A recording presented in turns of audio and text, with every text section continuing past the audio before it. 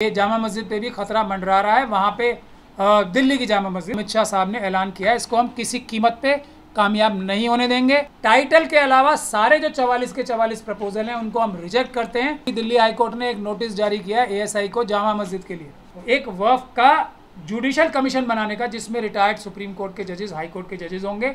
वक्फ की एक एक प्रॉपर्टी पूरे देश की आइडेंटिफाई की जाएगी, वक्फ का एक्ट बनेगा और उसके लिए आंदोलन होगा। ये जो वक्फ का बिल इंट्रोड्यूस कर रही है सरकार, इसमें से हम जो इसका टाइटल है वो है title unified Waqf management empowerment efficiency and development. इसको हम मंजूर करते हैं टाइटल को। टाइटल के अलावा सारे जो 44 के 44 प्रपोजल हैं उनको हम रिजेक्ट करते हैं।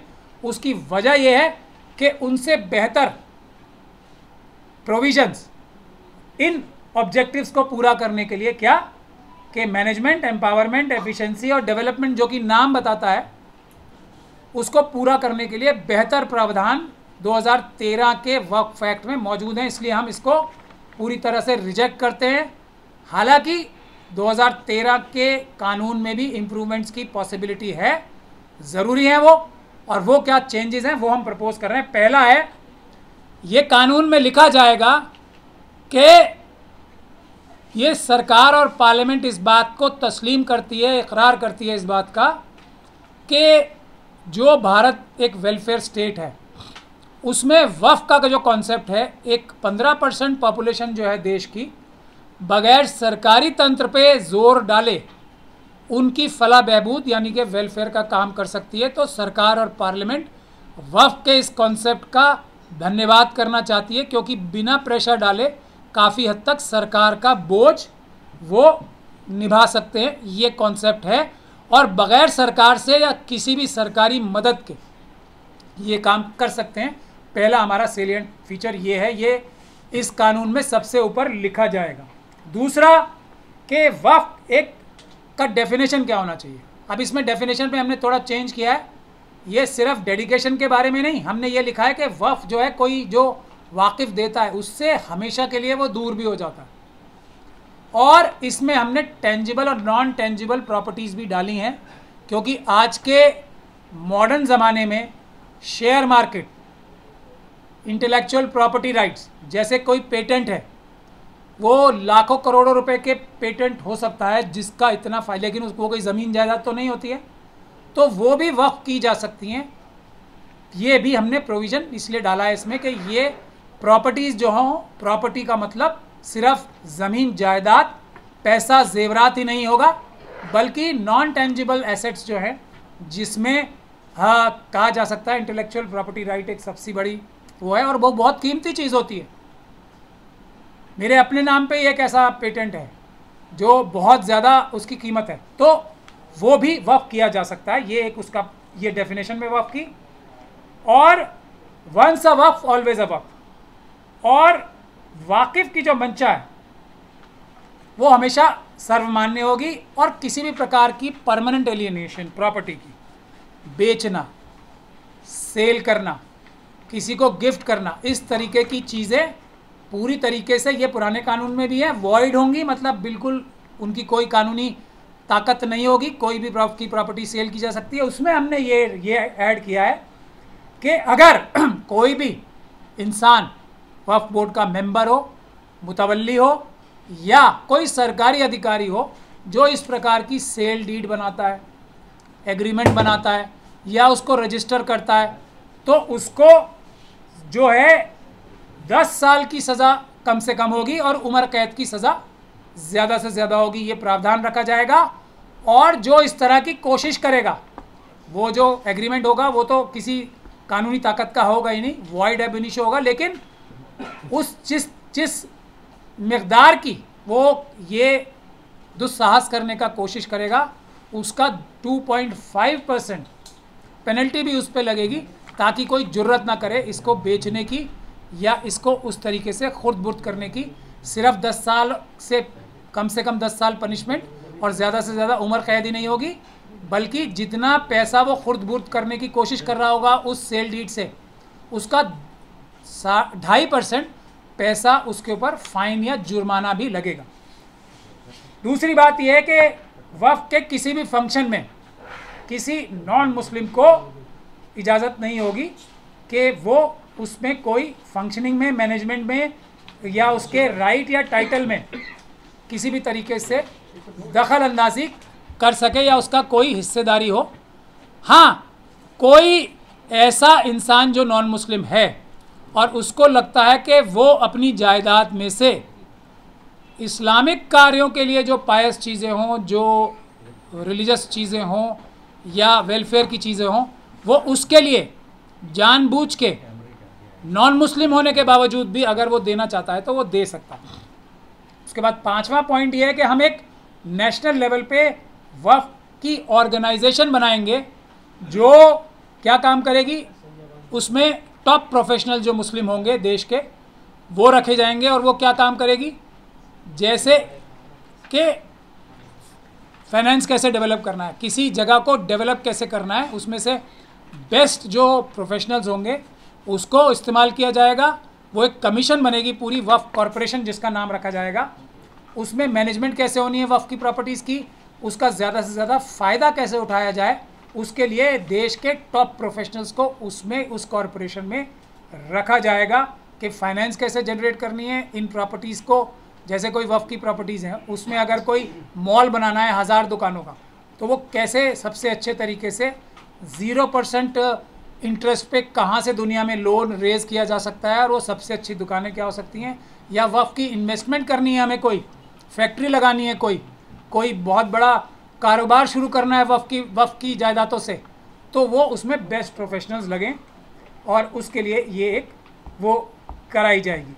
दूसरा एक और जो हम नई चीज़ ला रहे हैं इसमें, वक्फ के मस्जिदें, मज़ार और दूसरे इस्लामिक स्ट्रक्चर्स जो हैं, जो या तो ASI यानी कि आसार कदीमा के अंडर हैं या उनके अंडर नहीं भी हैं, लेकिन वो पुरानी अहमियत वाली ऐसे स्ट्रक्चर्स हैं, इस्लामिक स्ट्रक्चर्स, तो उनका रख रखाव भी वक्फ बोर्ड्स को हैंड ओवर किया जाएगा, जो इन प्रोफेशनल्स की निगरानी में जो वक्फ कॉरपोरेशन बन रही है उसमें इस तरह के लोग भी होंगे जो क्यूरेशन जानते होंगे वक्फ की प्रॉपर्टीज़ का, पूरी दुनिया से महारत हासिल जिनके पास होगा। आज भी इंटेक को देती है हमारी सरकारें ASI का काम, और अभी आपको पता होगा लाल किले का काम एक डालमिया है कोई, उनको दे दिया जिनको कुछ पता ही नहीं। तो हम ये इस तरह की प्रोफेशनल बॉडी वक्फ कॉरपोरेशन के ज़रिए बनाएंगे, तो लाल किला और इस तरह की जितनी भी इस्लामिक तरह की प्रॉपर्टीज़ हैं उसको क्यूरेट करने का, रख रखाव करने की जिम्मेदारी भी वक्फ के हवाले की जानी चाहिए। और एक बात जो ये कही जाती है मस्जिदें नमाज सड़कों पे पढ़ने की, जब ये वक्फ की जो ASI की मस्जिदें हैं वो अगर खुल जाएंगी तो ये सड़कों पे नमाज पढ़ने की जो एक प्रॉब्लम बताई जाती है वो भी दूर हो जाएगी। और ASI के कानून में भी लिखा हुआ है कि जिस तरह की बिल्डिंग हो उस तरह का उसका रख रखाव भी उसी तरीके के कल्चर के हिसाब से जब तक नहीं होगा वो बिल्डिंग का मतलब प्रोटेक्शन नहीं मानी जाएगी। अगर कोई मस्जिद है तो अगर वो नमाज़ पढ़नी बंद कर दी जाए तो वो उस तरीके से उसको प्रिजर्वेशन नहीं मानी जाएगी, क्योंकि मस्जिद में अगर नमाज ही नहीं पढ़ रहे तो स्ट्रक्चर की कोई वैल्यू नहीं है।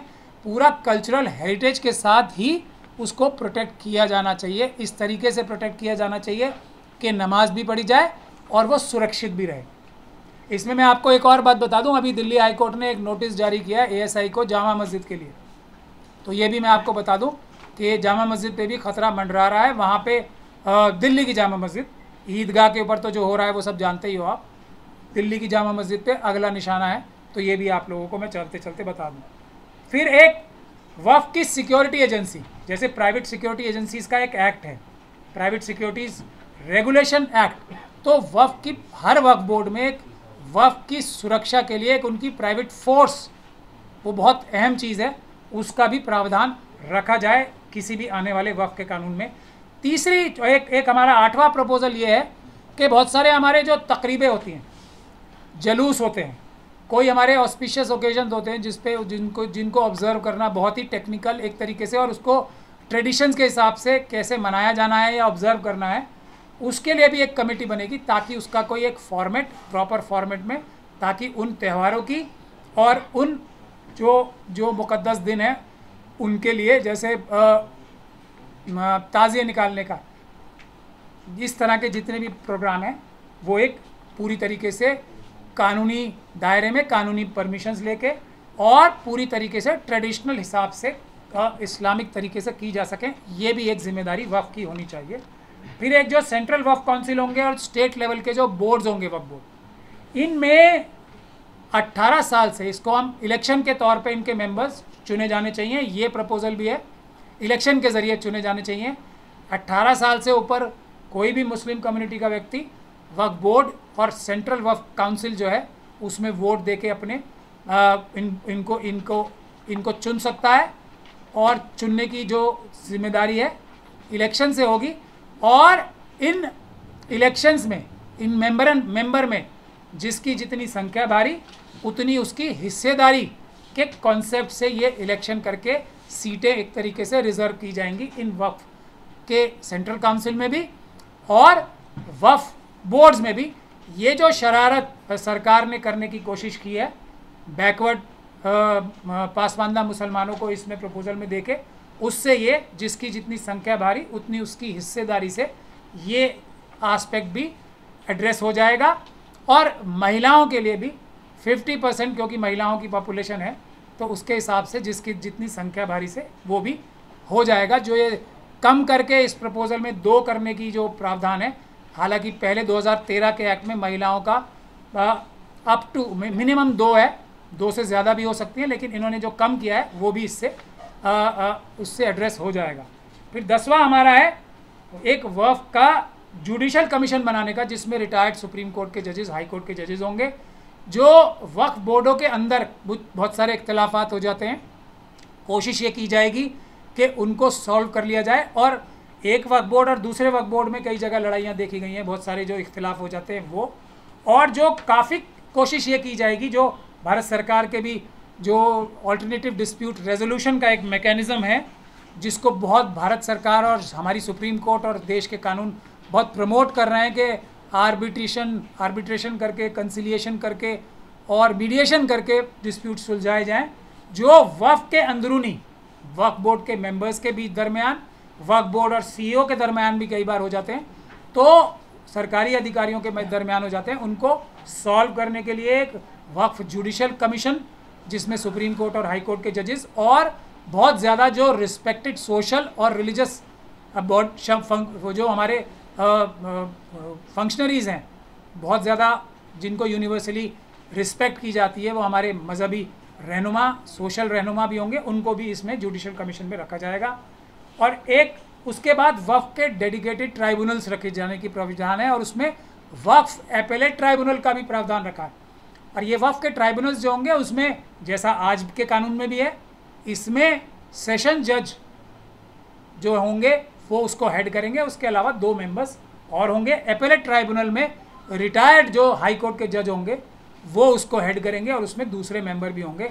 इस तरीके से इसका पर्पज़ ये होता है, 18 तरीके के ट्राइब्यूनल्स हमारे देश में काम करते हैं, और उसका पर्पज़ यही होता है कि जो हमारे कोर्ट्स हैं वो इतना बर्डन नहीं उठा पा रहे, उनके ऊपर करोड़ों करोड़ों मुकदमे हैं, तो ये ट्राइब्यूनल्स बनेंगे जो वो इन मुकदमों का निपटारा जो होगा वक्त के जल्दी से जल्दी कर सकेंगे।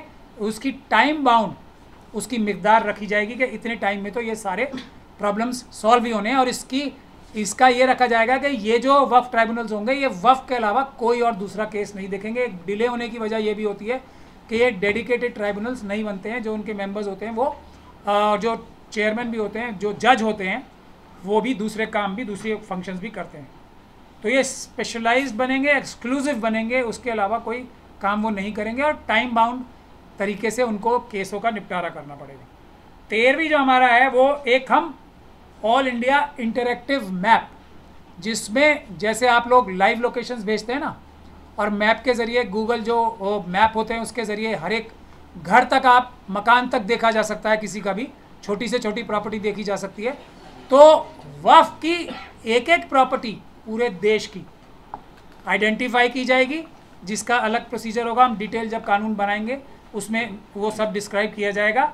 और ये इंटरैक्टिव मैप जो है ये एक बनाया जाएगा जो कि कोई भी किसी वक्त भी जाके कोई भी प्रॉपर्टी पे क्या हो रहा है अपनी आंखों से देख सकता है। ये एक हाई रेजोल्यूशन वक्फ प्रॉपर्टीज़ का इंटरएक्टिव मैप भी बनाने का प्रपोजल करेंगे। अब उसके बाद 14वां प्रपोजल हमारा ये है कि जितनी भी वक्फ की प्रोसीडिंग्स होंगी वो सारी की सारी जो होंगी वो लाइव टेलीकास्ट होंगी। पार्लियामेंट की प्रोसीडिंग लाइव टेलीकास्ट होती है ना, तो वक्फ बोर्ड के अंदर की क्यों नहीं होनी चाहिए? होनी चाहिए ना। और जितनी भी दूसरी प्रोसीडिंग्स होंगी उनकी वीडियो रिकॉर्डिंग होगी, वक्फ बोर्ड की मीटिंग्स की लाइव होगी।